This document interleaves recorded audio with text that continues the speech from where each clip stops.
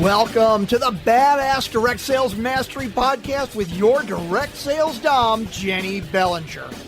Badass Direct Sales Mastery is a podcast for rock star direct sales moms who are determined to make their business kick ass. Jenny will share her knowledge of effective sales and recruiting techniques, tips to get what you want from your business, and will interview direct sales professionals and leaders from various companies. The interviews will give insight to how these rock stars got to where they are and where they plan to grow in the future. And now, the direct sales dom, Jenny Bellinger. Welcome back to another episode of Badass Direct Sales Mastery. I'm your host, your direct sales dom, Jenny Bellinger, helping you whip your business into shape. And I am so excited, and you can probably hear it in my voice because we've already been laughing, but I've got Bob Burg and Jeff West on the episode with me today because they have co-written a book together, and I cannot wait to read this book. I am so excited because I have read their other books and really enjoyed them. And if you don't know who Bob Burg and you don't know who Jeff West are, I'm going to link in the show notes the episodes where I've already interviewed them, already done the full intro. Go listen to those episodes as well. But Bob and Jeff, welcome to the show. Hello, Jenny. Thank you so much for having us on. We're honored. Oh my gosh. No, I am honored to have you guys back. I mean, because I know you guys are super busy, especially with the promotion of this book. For you to come back on the show to talk about it, I'm really, really super excited. So the book is called Streetwise to Saleswise, correct? Correct. Streetwise to Saleswise, become objection proof and beat the sales blues.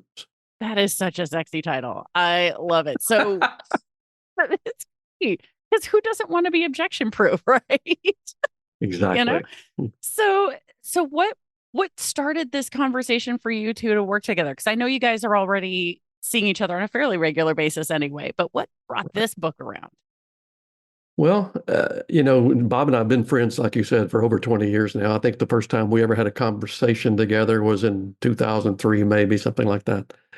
And so, and that friendship has developed over the years. I'm a member of the Go-Giver Success Alliance, which is hosted by Bob and Kathy Tajanel. And so the relationship and the collaborations have really come out of there. But about a little over a year ago, so in fourth quarter of last year, Bob had sent me an email about something and just asking my opinion on it. And he kind of put a quip in there at the end, says, "Oh, by the way, save this too, because when we do our parable, we'll want this." And I saw that, and we'd not discussed it. And Bob and I laughed later. It wasn't necessarily he was saying, "Okay, let's now do a parable," either. It was just, keep this in the back of your mind.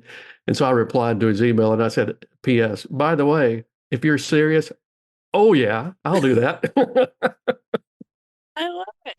And Bob, do you remember that email? What brought about that thought to drop that with Jeff?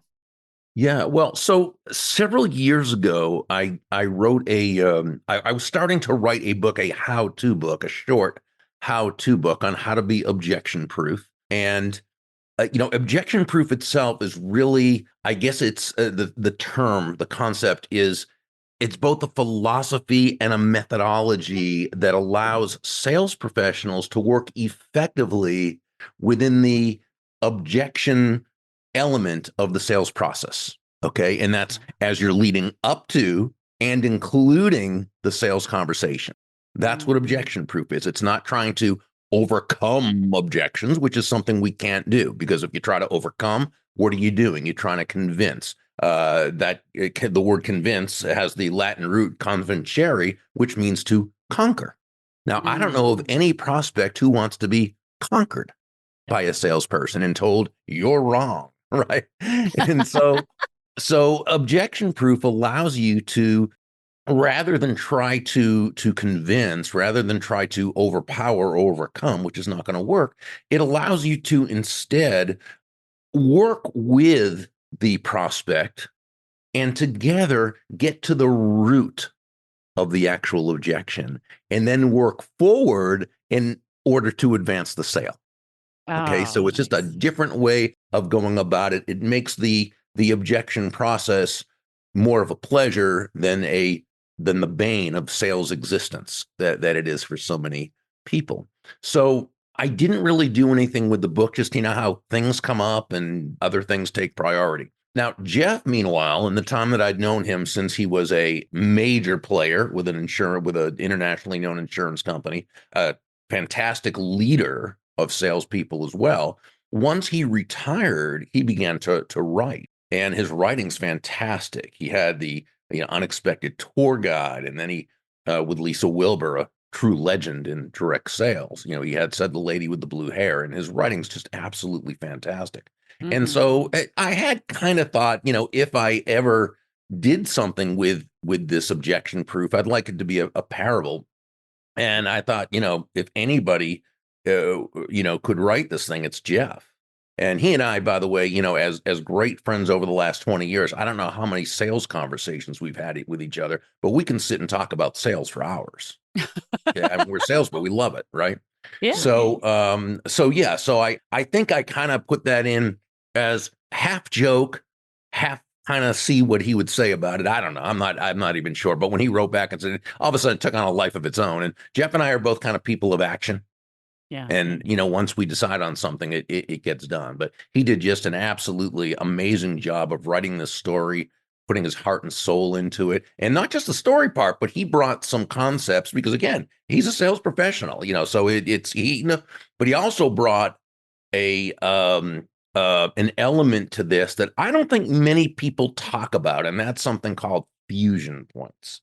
And this is truly a game changer when it comes to anyone in sales, especially in direct sales.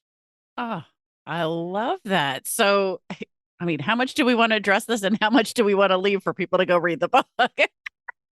It's always the fun balance. We'll follow your lead. So talk a little bit about introduce these fusion points, right? So what is this concept? Because this is totally new to me. I've not heard this before, and I've been in sales for, well, not as long as you guys, but I learned it from Jeff as well. Right. Well over a decade now. So tell us about fusion points. Well, fusion points basically, Jenny, is my branding that I developed about a specific concept. When I was in sales leadership, when I was a state manager for Fortune 500 insurance company in the Houston area, I was puzzled by something, and I know the other leaders across the U.S. were as well. And it was how could you take two people who on paper look like they should both be very successful in sales? They've got a resume, you see leadership skills, everything seems to be right. And yet when you would put them out in the field, one of them would decide to persist and hang in there and have a very successful career. The other would decide to quit. They didn't like what they were doing. And so it puzzled me how that could happen. And so without getting too sciencey on it, I did some research, ran across some work from Dr. Antonio Damasio, who's very well known in neuroscience. Okay. And he did a study, and he found out that basically, of course, we all know that the logic comes from one part of your brain, the emotion comes from another. He studied people where that connection couldn't happen. There was a brain defect or some sort of accident, and those parts of the brain couldn't communicate. What he found was that people couldn't make decisions unless it was both a combination of logic and emotion. And then to take it a little further, each emotion that we have generates a somatic marker. It makes us feel something in our body.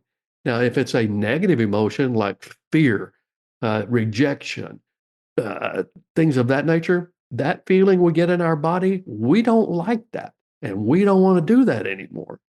But on the other hand, if it's a positive emotion that we're experiencing between our ears, the somatic marker it sends to our chest is pleasurable. We like that. It's love, joy, a sense of belonging. We like that feeling. And so we're comfortable and even want to take that next step. So when I put this together, basically the idea that all decisions are a combination of logic and emotion, and then understanding how the emotional component played inside our body, it's where I developed fusion points. And what fusion points are basically that unique moment in time where logic and positive emotion combine, they merge, and it creates acceleration. It creates tenacity. It creates loyalty. And it doesn't matter if it's in a sales process or a corporate structure where you're leading a team in a corporate structure, or even in personal relationships. When the negative emotion combines with logic, you get a collision point. and it causes problems in the relationship. Customers don't want to move forward. Prospects don't want to move forward. Your salespeople quit and go do something else. But when it's a positive emotion, it's a totally different experience. So the negative emotion is a collision point, but the positive emotion combining with logic is a fusion point. And that's what we, in the book, we really do a great job of teaching people how to kind of apply that. But one of my favorite things about the whole thing is Bob's work on objection proof has just been phenomenal. And it's something he's had for decades now.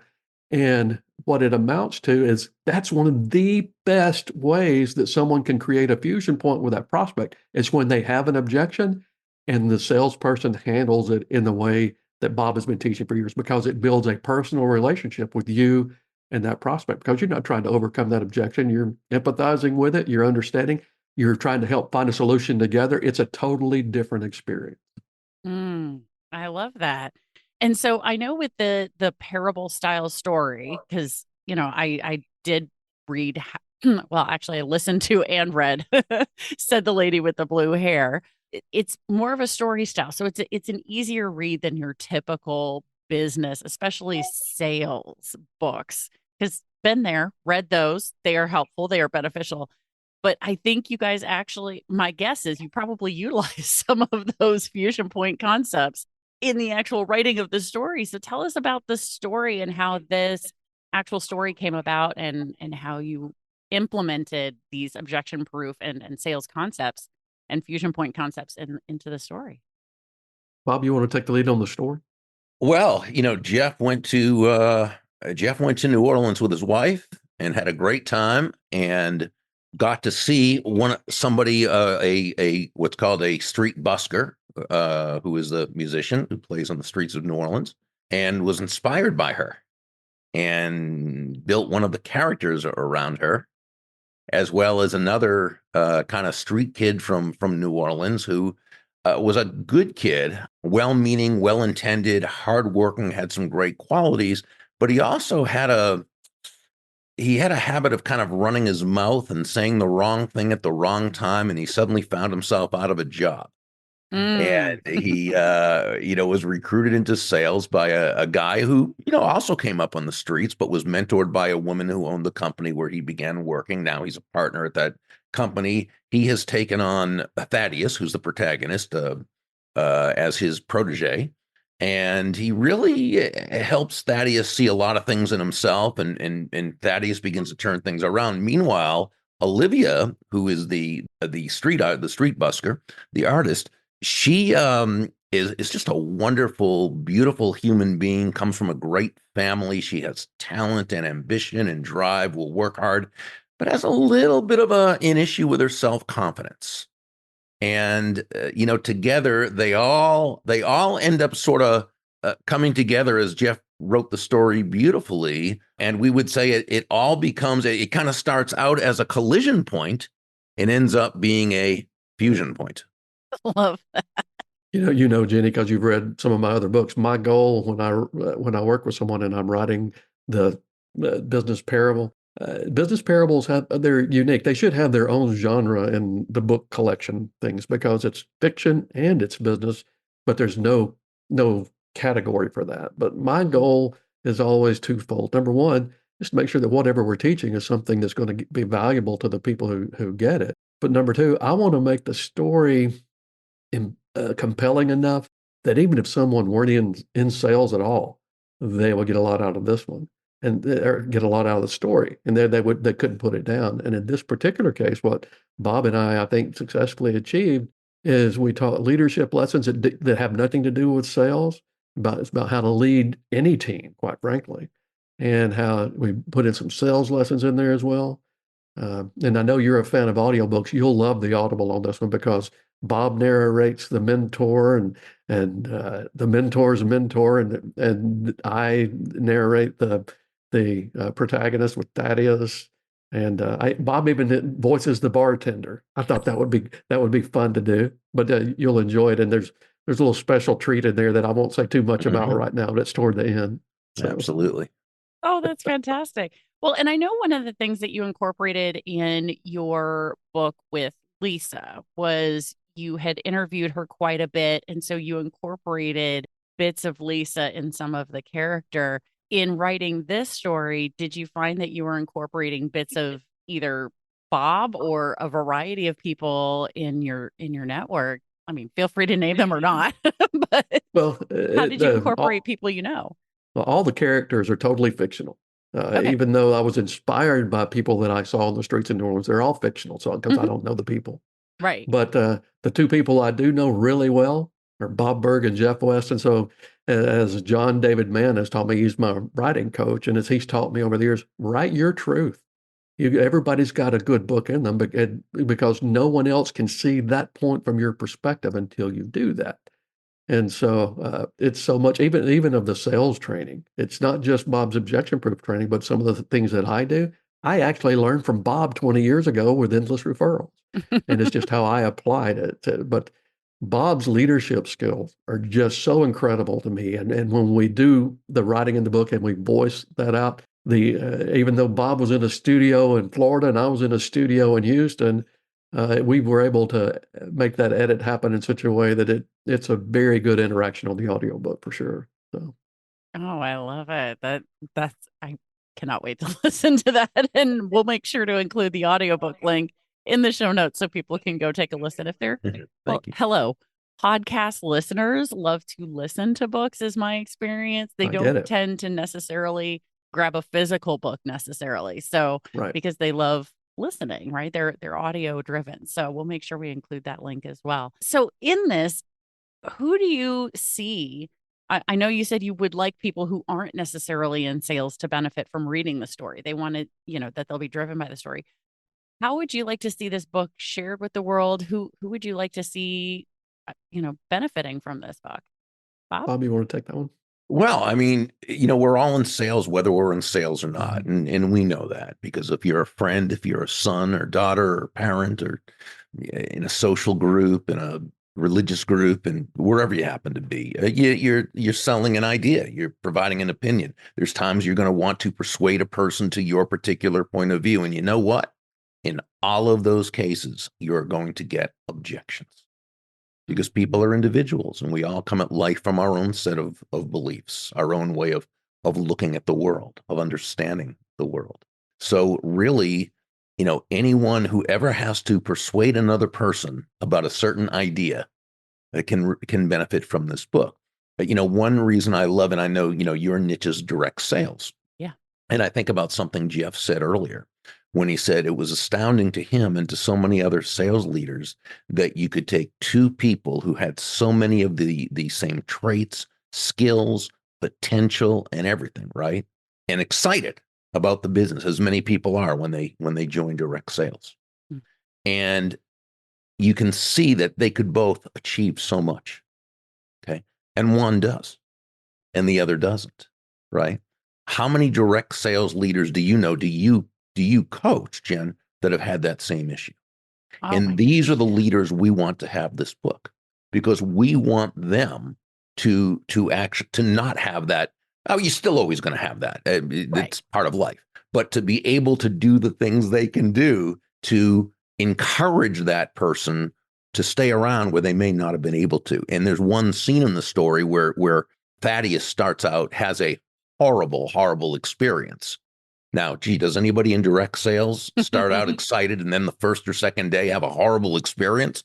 Oh, yeah. Right? And they quit. Mm-hmm. Well, what we did in the book, through Jeff's expert writing, was share how Andre, who was the sales leader, was able to, work with Thaddeus and help Thaddeus really understand what the situation really was and how to instill that confidence. So he knew, yeah, okay, it happened. It doesn't feel good. It's not supposed to by the very nature of the thing, but that does not have to stop me. In fact, if I utilize this as a learning experience and a tool, boom, I can accomplish great things. That just gets me like, okay, I know what I'm doing this weekend. Because we're recording this on a Friday.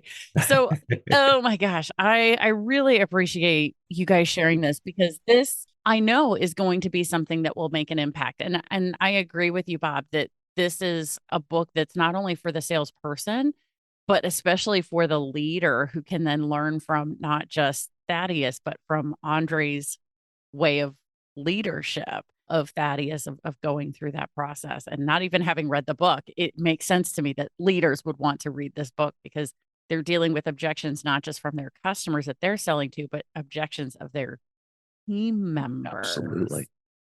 And I Bloody thought that goosebumps was right now. and I thought and that was Jeff's idea. I did not think of putting in that part. That was Jeff's idea. And I think that's a brilliant element of it. And I think that is going to really help so many people. So I thank him for having the foresight to put that in there. I think we've created something that all levels of any organization there's going to be value in so many ways. Salespeople are going to get a lot, whether they're direct sales or financial advisors or insurance agents, real estate agents, they're going to get a lot out of it. And also the leadership lessons that we put in there work in every single organization. It doesn't matter what the business is. It doesn't even matter if it's sales related.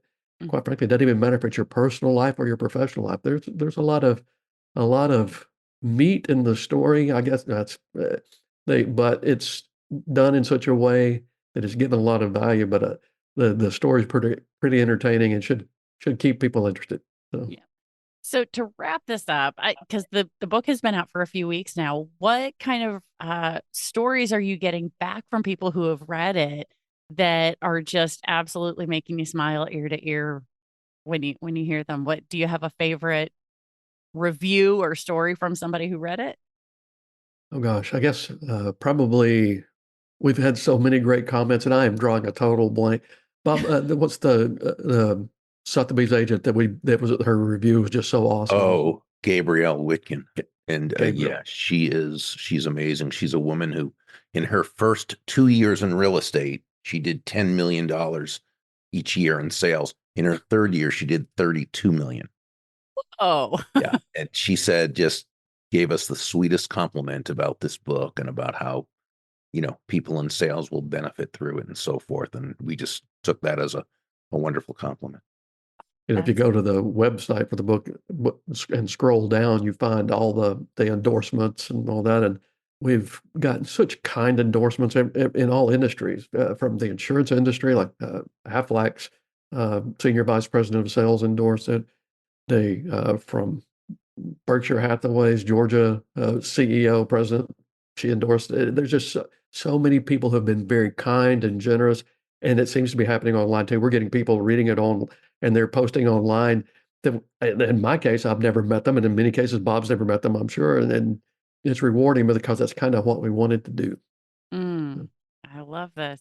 Well, I thank you guys for being here and sharing this with my audience, because it's my belief that the show is here to be a conduit to introduce my listeners, the badass crew, as they call themselves, to new resources, new tools, new ways of thinking about things and approaching things. And I really believe, without even having read it, just knowing the two of you and the previous books that I have read of yours, that this is going to be really, really beneficial for people, and look forward to my review very soon. So thank you so much. Awesome. Oh, by the way, before we get off of here, I want to congratulate you publicly, because it was while you were on that cruise. I think I was looking across some stats, and it was a podcast link that had come up, and you were sitting right on the very top in the direct sales market again, which was nothing new, but I just want to congratulate you on that. That's awesome, kid. Thank you so much. Well, it's because I'm able to bring amazing humans like you guys onto the show. So thank you very much. I so appreciate you. And again, Badass Crew, make sure you check the show notes. And if this is your first time listening to the Badass Direct Sales Mastery podcast and you're sitting there going, show notes, what are show notes? Grab your phone, as long as you're not driving. Click on today's episode, scroll beneath the picture of the book, because we're putting that as our cover art for today. Scroll beneath the picture of the book. You'll see the link where you can go for audiobook. Check it out on Amazon, and we'll put the link to the website as well, so that you have access to wherever you would prefer to grab your copy of the book of Streetwise to Saleswise, How to Become Objection Proof. Thank you guys for being here. Have a wonderful weekend, and Badass Crew, you know how this goes. Stay tuned, because there's another badass episode on its way. Thanks for listening to the Badass Direct Sales Mastery Podcast with your direct sales dom, Jenny Bellinger. Why are you waiting to go to badassdirectsalesmastery.com? Don't make the dom get her whip. If you enjoyed this episode, make sure to share it with another rock star that you know in direct sales after you subscribe to the podcast so you won't miss any future episodes. You can also check out the show notes for links and any contact information mentioned in today's episode. We'll see you next time.